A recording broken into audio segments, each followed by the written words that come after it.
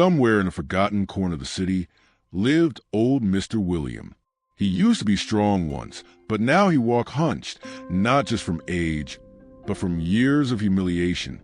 Every day, before sunrise, he pushed a rusty cart through the streets, collecting trash as it tried to gather the scattered pieces of his dignity. Loneliness was his only companion. Family abandonment his deepest wound. No one noticed him. No one cared, except Arthur, his grandson, and even he only saw him as a burden. Arthur, arrogant and ungrateful, showed no shame in treating him like a stray dog. He ordered the old man to beg for dinner, as if it was his duty to keep the house running, or rather, to keep the illusion of family alive. Hard to believe Mr. William once had a wife, a daughter, and a warm home. That all crumbled when his wife passed, and his daughter walked away without a word. Still, the old man never retaliated. He picked up cans, scraps of bread, and at night he'd kneel down and whisper a prayer, because he still had faith in God. And that faith, it wasn't loud, it was deep. Even while sleeping on a torn mattress in a cold corner, he believed divine justice would one day come. That's the first powerful lesson here. Some people, even living in chaos, carry unshakable hope in their chest. Maybe you know someone like that. Or maybe you are that someone. Life spins fast. What looks like the end today might be the very beginning of your second chance. Among torn cardboard, crushed cans, and forgotten bags, Mr. William found something that looked as worthless as it was dirty. A lottery ticket. Folded, smudged, almost unreadable. Anyone else would have tossed it without blinking. But he wasn't just anyone. Something inside, a mix of intuition and faith, told him to keep it. Because when you have faith in God, even trash can hide treasure. That little act was more than luck. It was the beginning of a second chance. That night, he didn't eat, and he didn't complain. Instead, he lit a candle, knelt down, and prayed with all his heart. He didn't ask for wealth. He didn't ask for revenge. Just whispered, "If it's real, show me, God." That kind of prayer, quiet and honest, carries more weight than 1,000 shouts.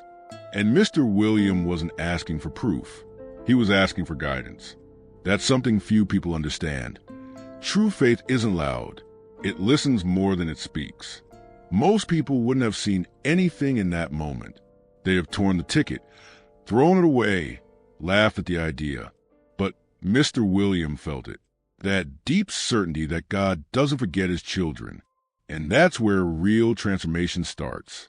You probably had moments like this too. Little signs that looked like nothing until they changed everything. It was just another morning. Mr. William was walking past a store window when he saw something that made him stop in his tracks. The winning lottery numbers on TV screen, and they matched his ticket exactly, one by one, perfectly. Anyone else would have screamed, cried, maybe fainted, but not him. He simply bowed his head, closed his eyes, and gave thanks. Because when divine justice moves, it doesn't need noise. In that moment, he knew God hadn't forgotten him. Sure, it took time. It looked impossible. But when the time is right, it comes with purpose.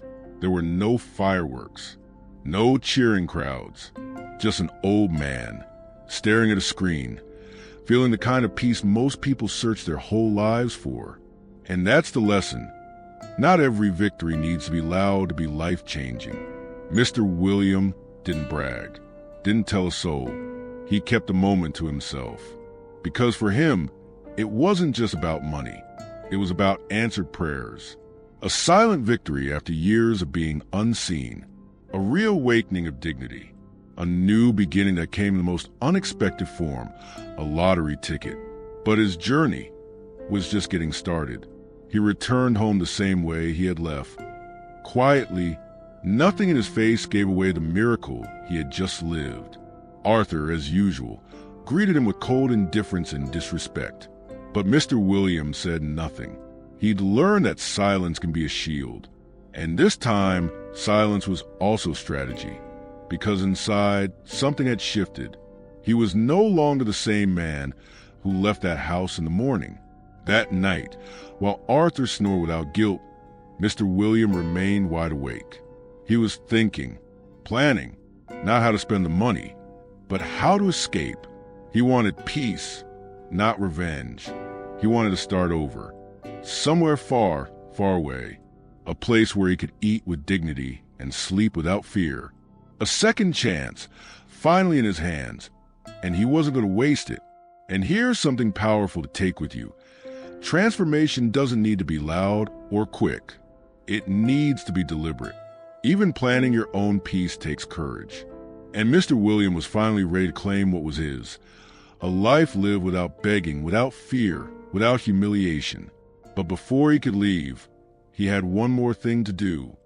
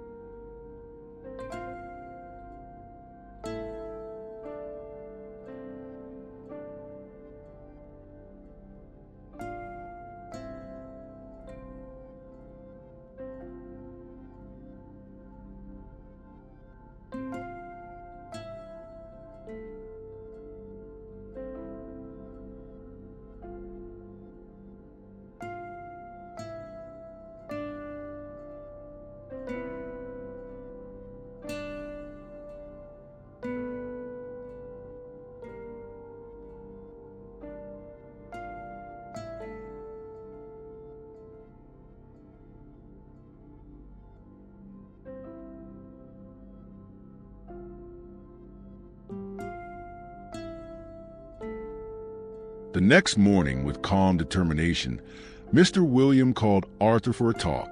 He explained everything: the ticket, the winning numbers, the miracle. Arthur's eyes widened, not with joy or pride, but with greed. "We'll split it," he demanded. But the old man didn't flinch. He looked at him with a steady gaze and said, "This is my second chance.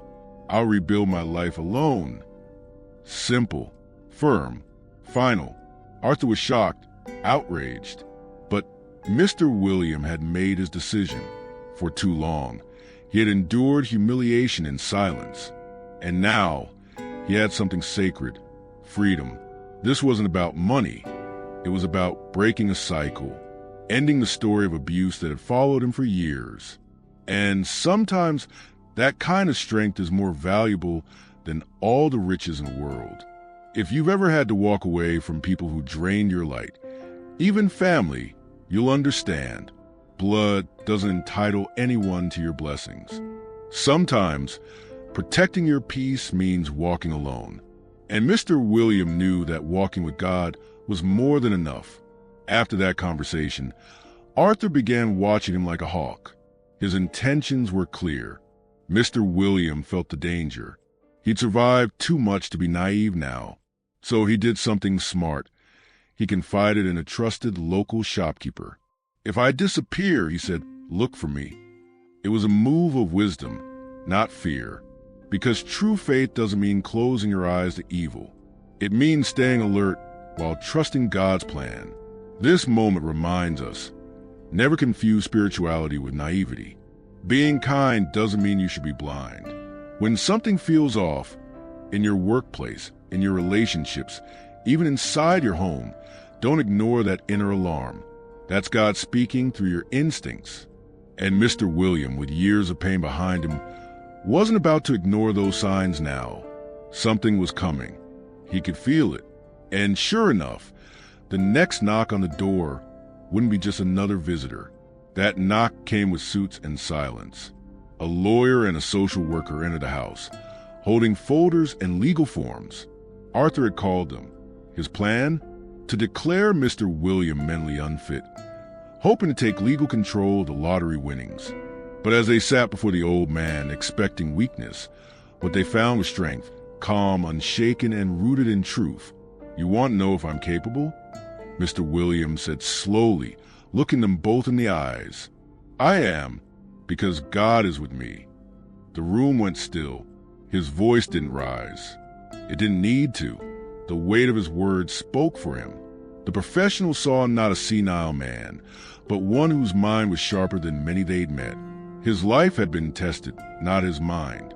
And now, it was their assumptions that were on trial. Here's the lesson. When people try to strip you of your worth, don't waste your breath trying to convince them. Walk in your truth.